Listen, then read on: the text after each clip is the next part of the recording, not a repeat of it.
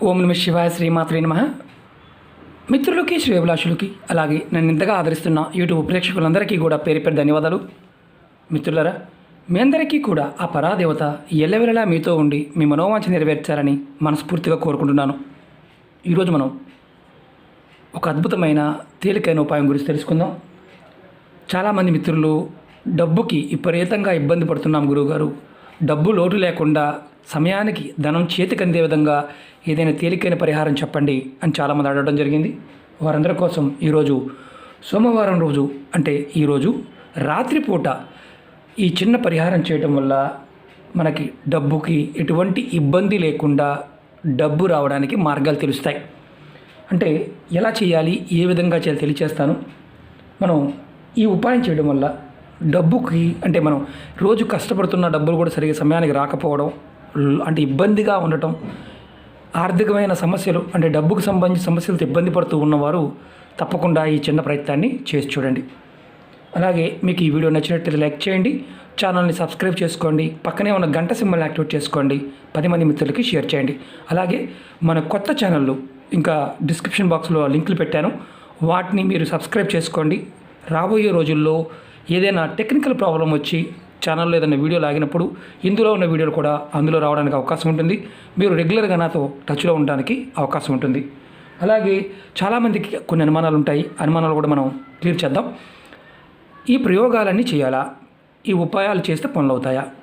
ఒకటే చెప్తున్నాను, మనం మనస్ఫూర్తిగా ప్రయత్నం చేసినప్పుడు ఏదైనా సాధ్యమవుతుంది. అనుమానాలు ఉన్నప్పుడు ఏది సాధ్యం కాదు, అన్నీ చేయాలా.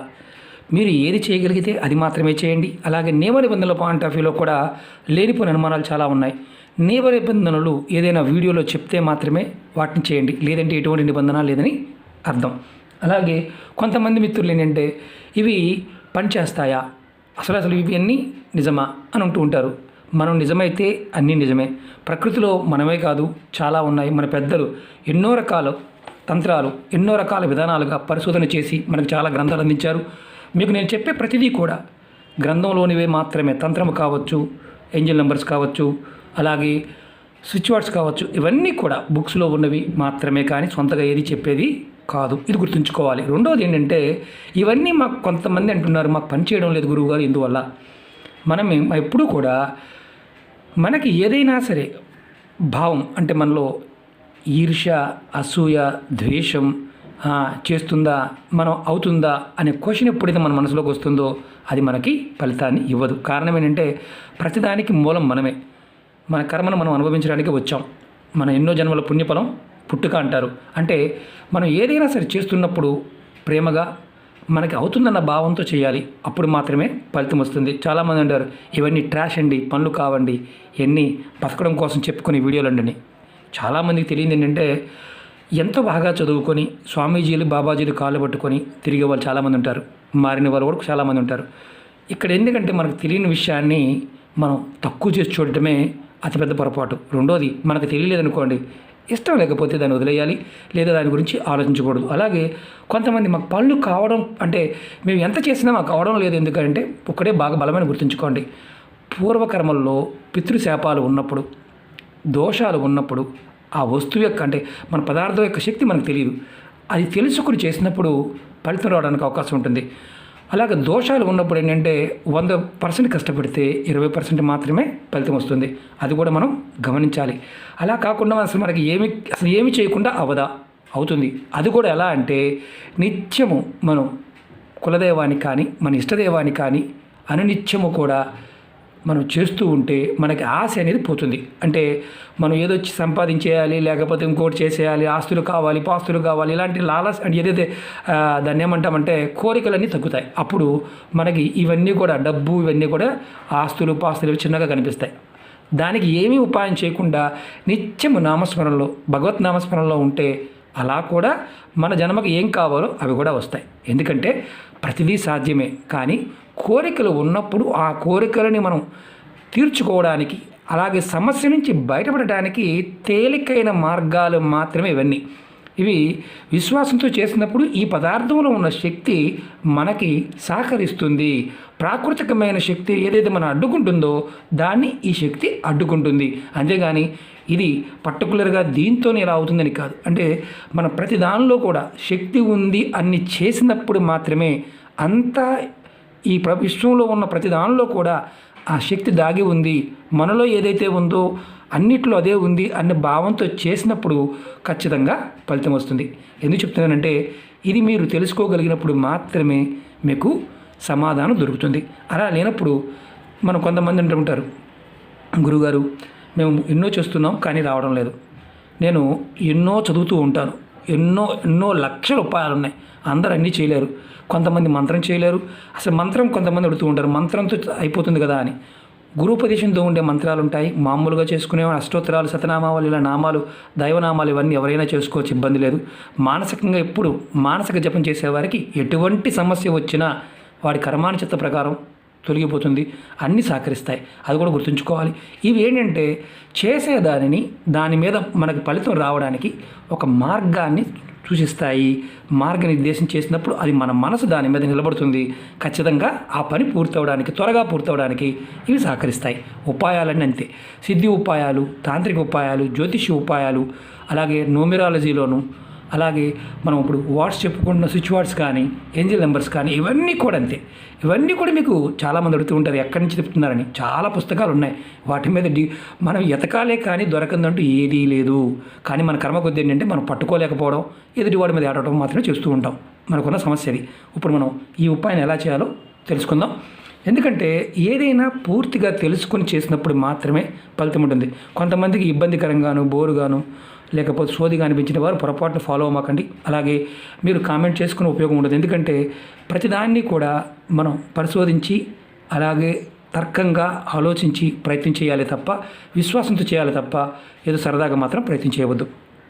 ఈ ఉపాయానికి మనం ఎందుకు చేయాలో చెప్తాను.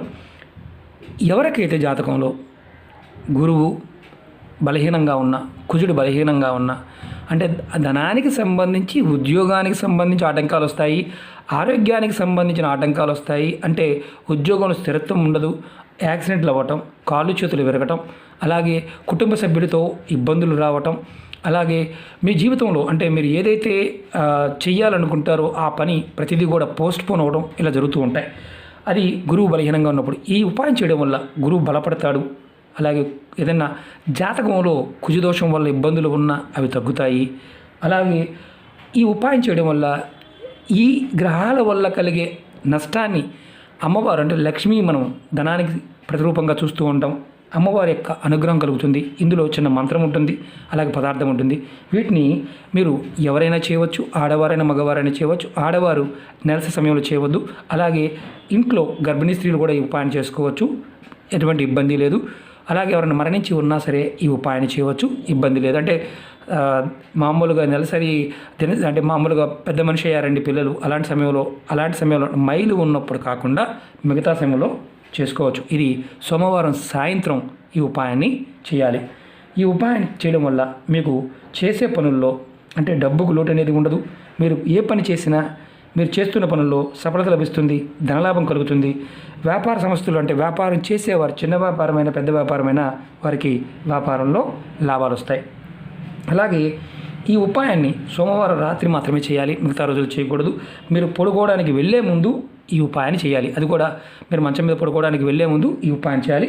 ఈ ఉపాయానికి కావాల్సిన వస్తువులు: పసుపు కొమ్ములు చిన్నవి, ఒక కొమ్ము తీసుకోండి, 7 ముక్కలు చేసుకోండి, సరిపోతుంది, పెద్దవి అవసరం లేదు.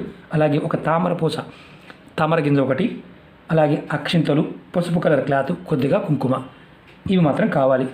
మీరు రాత్రి పడుకునే ముందు కాళ్ళు చేతులు స్నానం చేయవాలి. అంటే మీరు స్నానం చేసుకోవడం వల్ల నష్టం లేదు, కానీ కాళ్ళు చేతులు కడుక్కొని తర్వాత ఇలా ఒక ఎల్లో కలర్ క్లాత్ తీసుకోండి. కొత్త క్లాత్ తీసుకోండి, పాతది కాదు, కొత్తది తీసుకోండి. నేను చూపిస్తాను ఎలా చేయాలో. ఇలా తీసుకోండి. ఇలా చిన్న ముక్క అయినా పర్వాలేదు, వాడనేది మాత్రం ఉండాలి. వాడిందంటే మీరు వేరే పనికి వాడేసిన దాన్ని తీసి వాడకూడదు, వాడని దాన్ని వాడుకోండి. చిన్న ముక్క తీసుకోండి. తీసుకున్న తర్వాత ముందు దీనిలో మీరు ఈ పసుపు కొమ్ములు, 7 పసుపు కొమ్ముల్ని చిన్నవి పెట్టండి. నేను చూపించడానికి మాత్రమే ఇలా 7 కొమ్ములు పెట్టండి. ఒక కొమ్ముని తీసుకొని 7 ముక్కలు చేసి కూడా పెట్టుకోవచ్చు. మాకు ఈ వస్తువులు అందుబాటులో లేవంటే పొరపాటు చేయమాకండి, ఎందుకంటే అందుబాటులో ఉంటేనే చేయండి. 3, 4, 5, 6, 7 ఇలా 7 ముక్కలు పెట్టండి. ఫస్ట్ పసుపు కొమ్ములు పెట్టండి. తర్వాత మీరు దీనిలో కొమ్ములు పెట్టిన తర్వాత ముందు కొంచెం అక్షింతలు, అలాగే తర్వాత వీటి మీద కుంకుమ వేయండి. కొమ్ముల మీద కుంకుమ వేయండి. తర్వాత కొంచెం అక్షింతల్ని వీటి మీద వేయండి. వేసిన తర్వాత దీనిలో మనం తామరపూస, ఒక్క తామర గింజని దీనిలో వేయండి. ఇలా వేసి మీరు దీన్ని మూటగా కట్టండి. మూటగా కట్టడానికి అంటే దారం అవసరం లేదు. ఇలా తీసుకొని ఇలా మీరు మూటగా కట్టండి. ఇలా కట్టండి.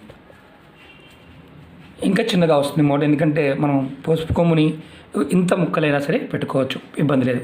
ఇలా మూటగా పెట్టి కట్టిన తర్వాత దీన్ని మీరు ఇలా కుడి చేతిలో ఇలా పట్టుకొని లక్ష్మీ అమ్మవారి మంత్రాన్ని ఇలా కుడి చేతిలో పట్టుకోండి. లక్ష్మీ అమ్మవారి మంత్రాన్ని మీరు మనసులో 2 నిమిషాలు తలుచుకోండి. అంటే మనకు ఈ మంత్రానికి గురుపదేశంతో పని లేదు. మంత్రం ఏంటంటే ఓం శ్రీ మహాలక్ష్మి నమః. చాలా తేలికైంది ఈ మంత్రం. మీరు మనసులో 2 నిమిషాలు తలుచుకోండి. ఓం శ్రీ మహాలక్ష్మి నమః, ఓం శ్రీ మహాలక్ష్మి నమః, ఓం శ్రీ మహాలక్ష్మి నమః అని కుడి చేతితో పట్టుకొని తలుచుకోండి. ఇలా 2 నిమిషాలు అయిపోయిన తర్వాత ఈ మంత్ర జపం పూర్తి అయిపోయింది. తర్వాత ఈ మూటని మీరు ఎవరైతే పడుకుంటారో, ఎవరైతే చేశారో, ఇందులో ఆడవారైన కుటుంబంలో ఎవరో ఒకరు చేయవచ్చు, వారి తల కింద దిండి కింద పెట్టుకుని పడుకోండి.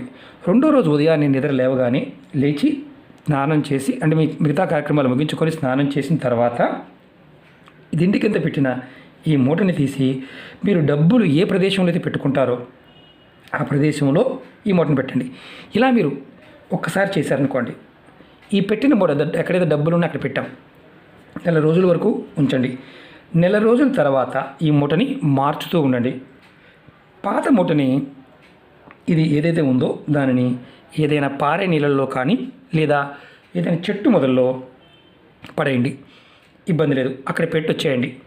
అలాగే ఇది చేయటం వల్ల, అంటే ఇది నెలకొక్కసారి ఈ మూటను మార్చుతూ ఉండాలి. ఒకవేళ మర్చిపోయాం, ఈ వారం మర్చిపోయాం, 2వ వారం తీసి మార్చండి. నెలసరి వచ్చింది, ఏదైనా అనుకోని సమయం వల్ల తీయలేదు, తర్వాత టైం తీసైనా మార్చుకోండి, ఎటువంటి ఇబ్బంది లేదు. అలాగే మీరు ఇది చేయడం వల్ల, అంటే ఈ మూటను మీరు తల కింద పెట్టుకొని పడుకోవడం వల్ల డబ్బుకు లోటు ఉండదు. అలాగే మీరు చేసే పనుల్లో సఫలత వస్తుంది, ధనలాభం కలుగుతుంది. అంతేకాకుండా మీకు కలలో అమ్మవారి యొక్క అనుగ్రహం, అంటే అమ్మవారి యొక్క దర్శనం కూడా జరగడానికి అవకాశం ఉంటుంది.